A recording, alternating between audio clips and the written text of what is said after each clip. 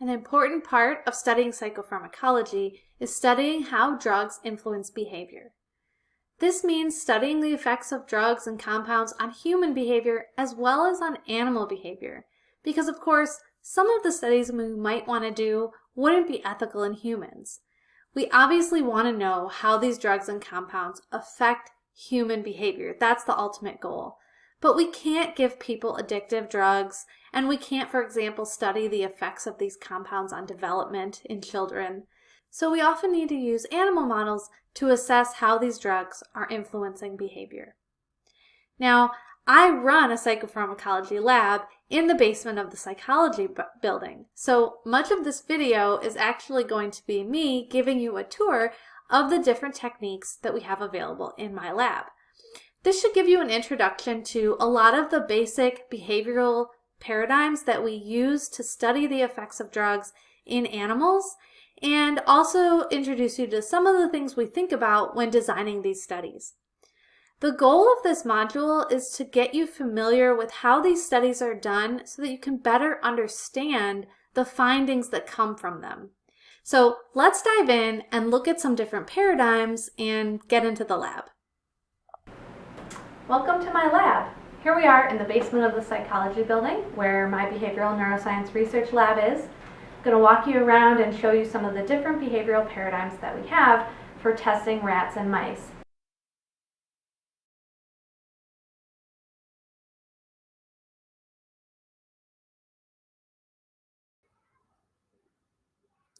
One of the most basic techniques we can do to look at the effects of drugs on behavior is to look at locomotor activity. As you can see, this is a really simple design. We have a rectangular arena and a mouse walking around that arena. In this setup, we're actually using laser beams, which you can't see, but run along the bottom of the box. And as the animal locomotes across the chamber, the beams are broken. This allows us to calculate the distance that the animal has traveled, or sometimes we express the data as number of beam breaks. Why do we do this? It's pretty simple.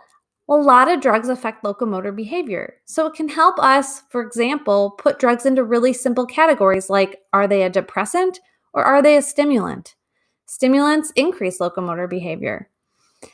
A lot of drugs of abuse also increase locomotor behavior, and we see that this effect sensitizes. So we can tell something about whether a drug is activating the dopaminergic system by its effects on locomotor behavior as well. We also wouldn't find a drug that completely eliminates locomotor behavior very useful therapeutically. So as a simple screen of what drugs do, locomotor behavior is a really informative and straightforward test to do. Another way to look at locomotor behavior is to use a balance beam. Here, the mouse is placed on the beam, and we can assess its ability to traverse the beam, how quickly it can do that, as well as whether it has any trouble staying on the beam. And of course, various drugs will influence that type of ability differently.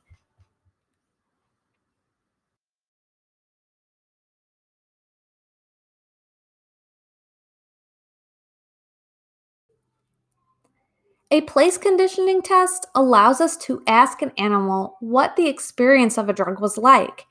If a drug is rewarding and produces a positive experience, animals will try to return to a location where they experienced the drug before. And if it's aversive or produces any negative effects, animals will avoid a location where they experienced the drug before. So in a place conditioning chamber, we have 3 compartments. Here you see the left side has polka dots, it has a textured floor, and on the right we have the striped chamber, which has a smooth floor. So the animals can tell these 2 chambers apart. We can isolate the animals in one of these chambers and then give them different compounds and drugs. Then on the test day, we can allow them to freely explore the chambers and calculate which chamber they prefer to spend their time in. If they demonstrate a condition place preference, then we can infer that the drug had some positive properties to it. The animal wants to return to the place where that was experienced before. And if they avoid the side of the chamber that the drug was experienced in, then we think the drug has some negative properties, meaning that it was probably aversive. And we call that a condition place aversion.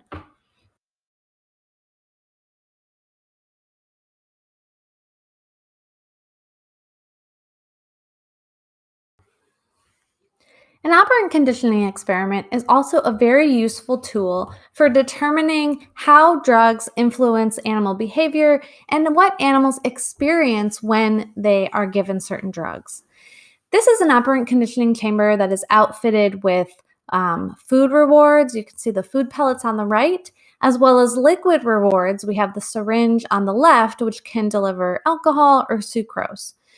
So we can ask animals to respond for drugs such as alcohol, or they could be outfitted with an intravenous catheter, and drugs could be given to them directly when they respond.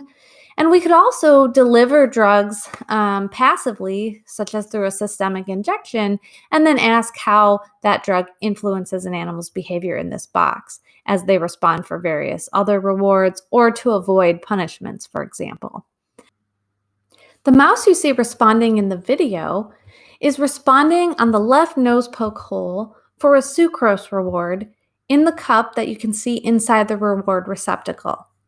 When the animal pokes its nose in the hole, the cue light illuminates, there it is, and that's the cue that tells the animal that a reward will be delivered, and then the animal can retrieve the reward from that cup.